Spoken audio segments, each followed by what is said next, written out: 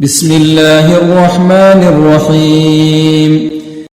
إنما توعدون لآت وما أنتم بمعجزين قل يا قوم اعملوا على مكانتكم إني عامل فسوف تعلمون من تكون له عاقبة الدار إنه لا يفلح الظالمون وجعلوا لله مما ذرأ من الحرث والأنعام نصيبا فقالوا هذا لله بزعمهم وهذا لشركائنا فما كان لشركائهم فلا يصل إلى الله وما كان لله فهو يصل إلى شركائهم ساء ما يحكمون وكذلك زين لكثير من المشركين قتل أولادهم شركاؤهم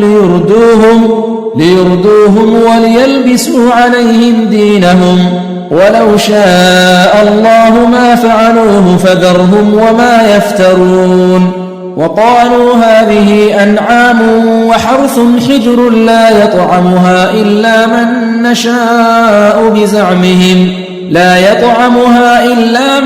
نشاء بزعمهم وأنعام حرمت ظهورها وأنعام لا يذكرون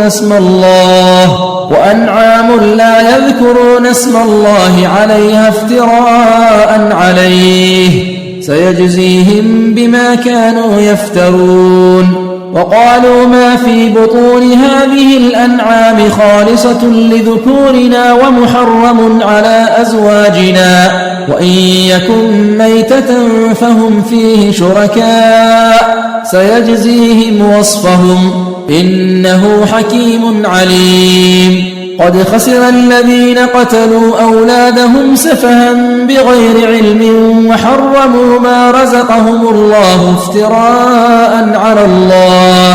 قد ضلوا وما كانوا مهتدين وهو الذي أنشأ جنات معروشات وغير معروشات والنخل والزرع مختلفا أكله والزيتون والرمان متشابها وغير متشابه كلوا من ثمره إذا أثمر وآتوا حقه يوم حصاده ولا تسرفوا إنه لا يحب المسرفين